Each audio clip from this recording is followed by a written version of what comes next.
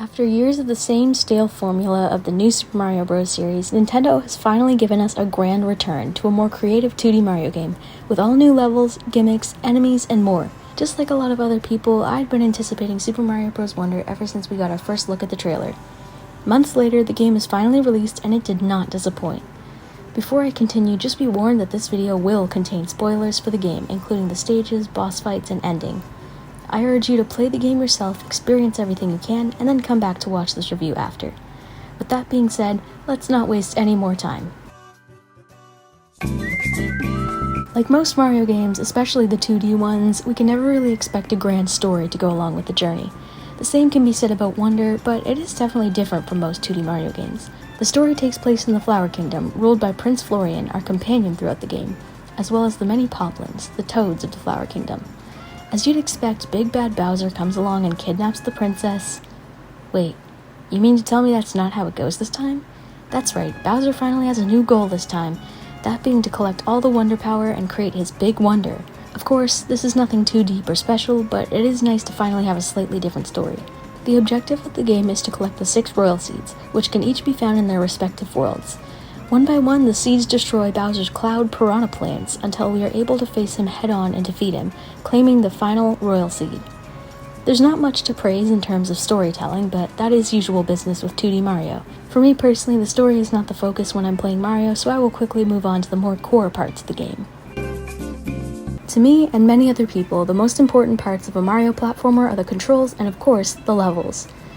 To start off, the controls are amazing. They feel smooth and responsive, and any death you experience is never the fault of the controls. As a 2D Mario game, there isn't a huge moveset for our characters, just the basic walk, sprint, jump, twirl, but there are special things to enhance our movement, which I will get into later. On the other hand, there are the levels. One thing I really enjoy is the choice you're given throughout the game. One big problem with new Super Mario Bros. Games is the linearity of not only the levels themselves, but the world map too. You'd progress through the levels in a pre-set-up way. With Wonder, there are several open areas where you can choose what levels to play and what levels to ignore.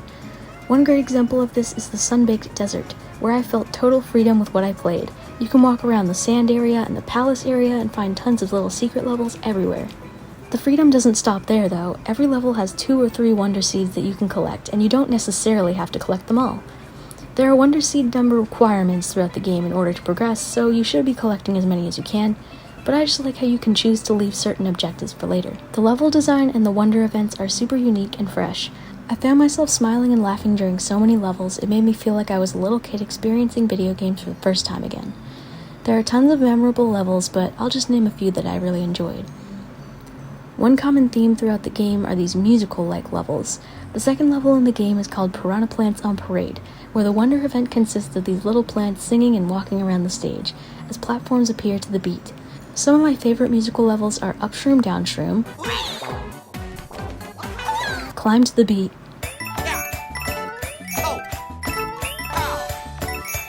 and the semi-final level, Knucklefest, Bowser's Blazing Beats.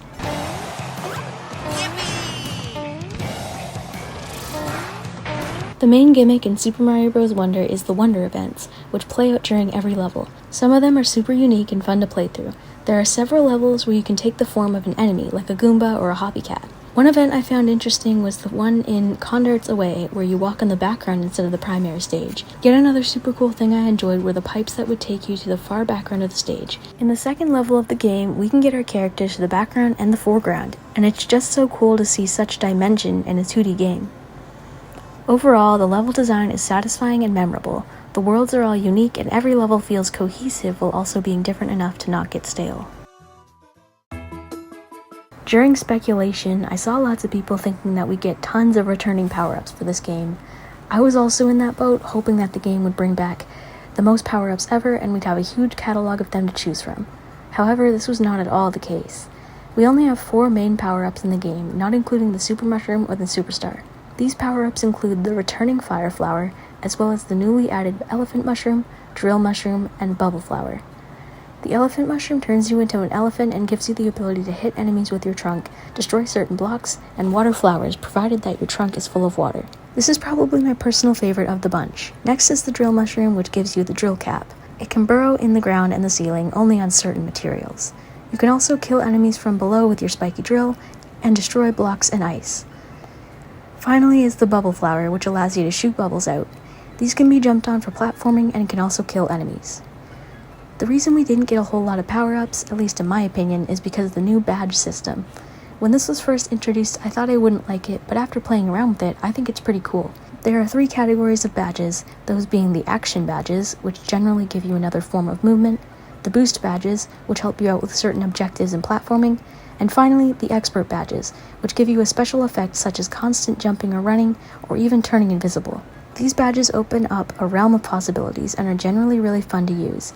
My favorites are the parachute badge, which allows you to float using your cap, the spin jump badge, which gives you another jump in midair, and the sensor badge, which activates when a wonder flower or a purple coin is around you. That last one is helpful for finding tricky collectibles that you are having trouble with. The expert badges provide us with more replayability, such as an invisibility challenge where you have to complete the game while not being able to see your character, or the jet running badge, which can really spice up a speed run. To all of you who wished away the Koopalings, is this better?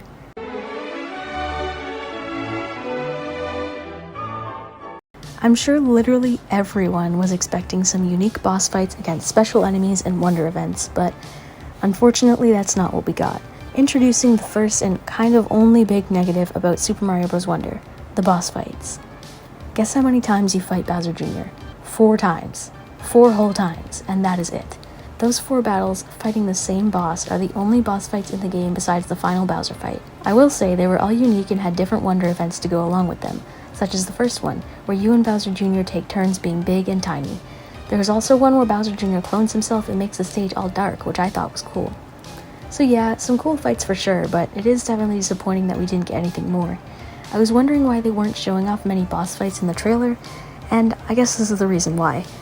It's not as big of a problem to me as it might be to some other people, but it's for sure a big negative of the game. Besides the smaller fights, there is of course the final boss fight, Bowser's Rage Stage.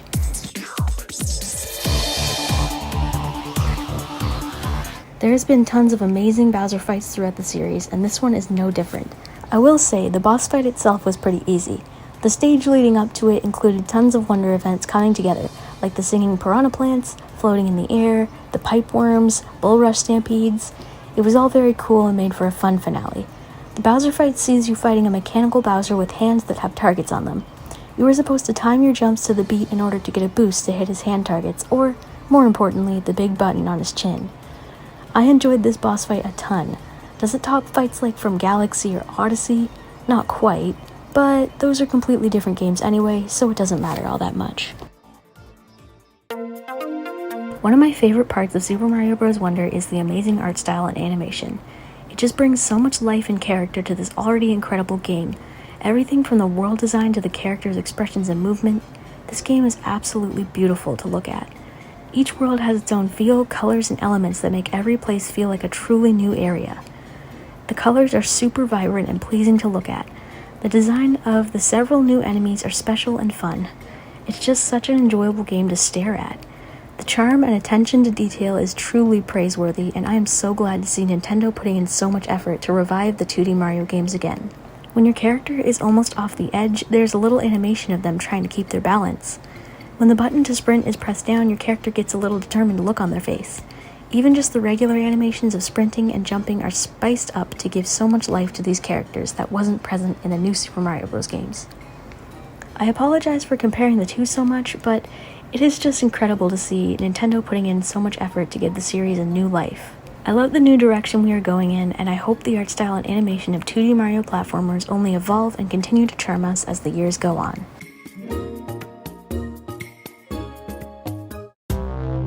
This will be a shorter segment, but a big part of games to me is the music and sound design. Music is often a very memorable part of a game, and Super Mario Bros. Wonder has its fair share of nice music tracks.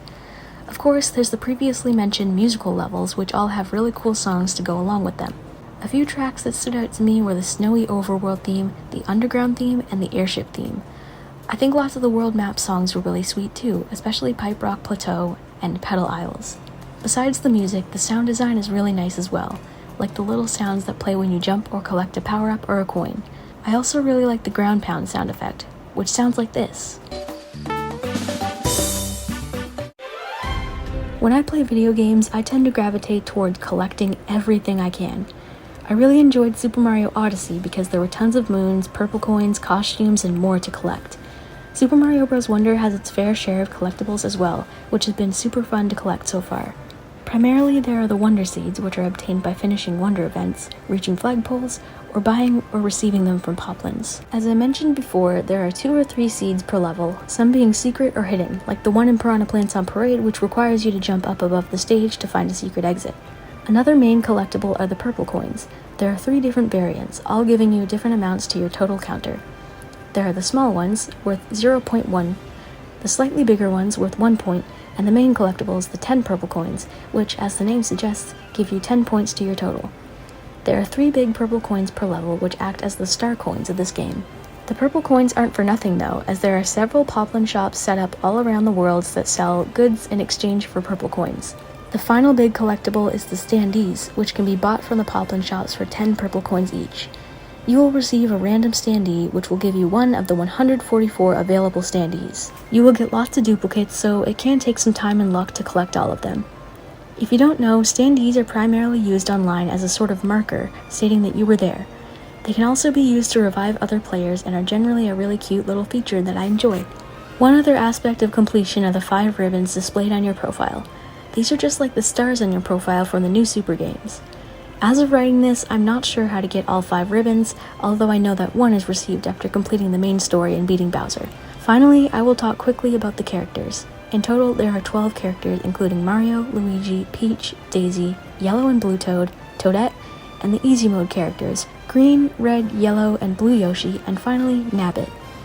I really love how many characters there are to choose from, even if I will just play as Luigi every time anyway.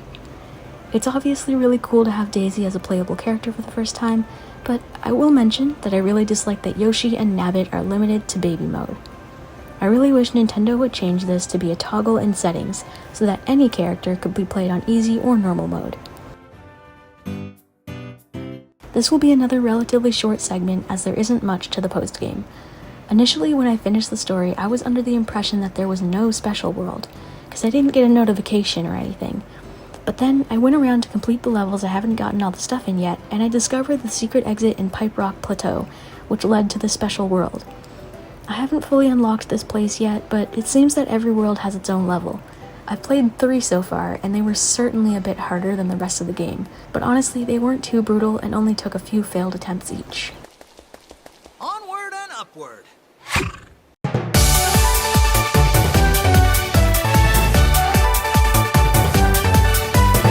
Was this game worth the wait?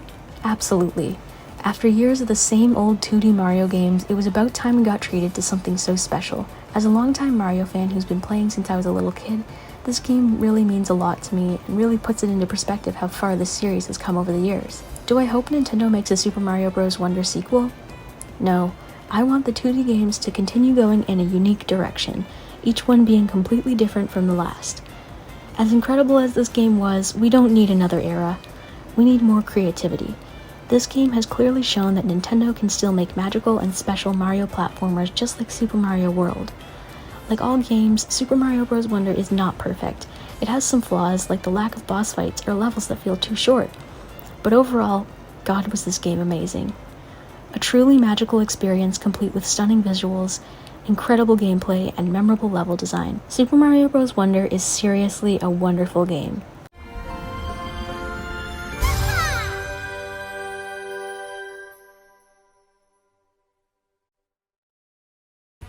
If you enjoyed this review, I'd appreciate if you could leave a like or a comment or even subscribe.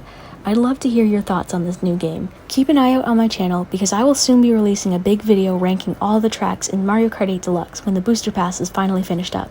If that sounds interesting, be sure to stick around. Until next time, thanks so much for watching and have a great day or night.